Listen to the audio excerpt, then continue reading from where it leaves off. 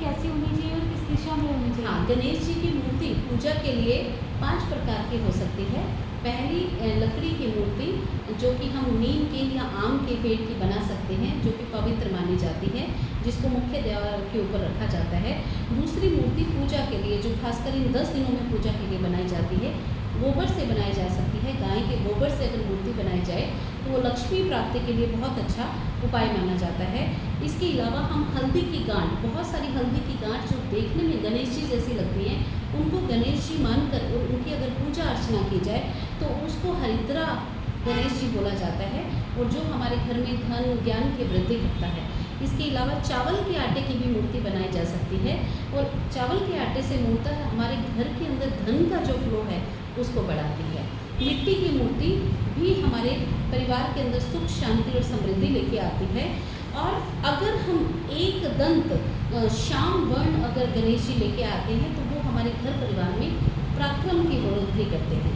अगर श्वेत रंग के गणेश जी रखते हैं पूजा के अंदर तो वो हमारे ऋण मुक्ति के लिए बहुत अच्छे रहते हैं। उसी तरह से अगर वाइट कलर के हैं तो वो भी बहुत अच्छे हैं।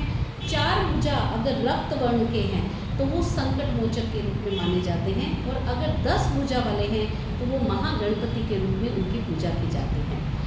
गणेश जी की मूर्ति जो है हम पूर्व दिशा में भी रख सकते हैं, ईशान कोण में भी रख सकते हैं और उत्तर दिशा में भी रख सकते हैं।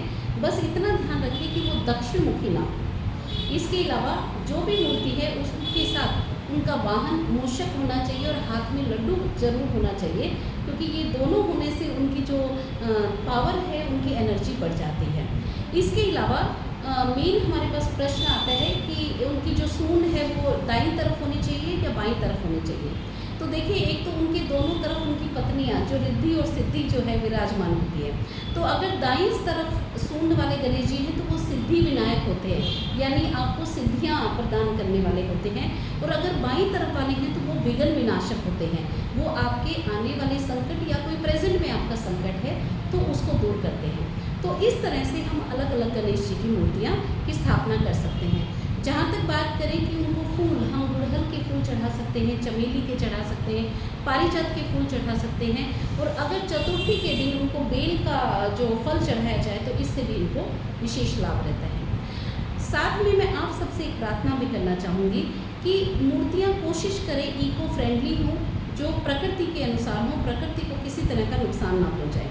क्योंकि अगर आप आउट ऑफ द नेचर जाके किसी भी तरह की मूर्ति की स्थापना करते हैं और वो जाकर हम उनका किसी तरह के हम कह सकते हैं कि मूर्तियों का सम्मान ना हो, इस तरह से हो, क्योंकि आप डेली बहुत तरह की वीडियोस देखते हैं जिसमें किस तरह से मूर्तियाँ पानी से बाहर निकल के आ रही हैं और उनके साथ गलत हो रहा है। तो इससे अच्छा है कि आपको किसी भी तरह के देव दोष ना लगे, आपकी जितनी भी पूजा पाठ है आपको उसका फल मिले, तो आप ज़्यादा से ज़्यादा या तो गोबर की या मिट्टी की या हल्दी की या चावल के आटे की इस तरह की मूर्तियाँ बनाइए, उनका विसर्जन कीजिए, तो वो इको फ्रेंडली भी होगी, आपके लिए पूरी फलदायी भी होंगी और आपके घर परिवार को सुख शांति और संपत्ति देंगे।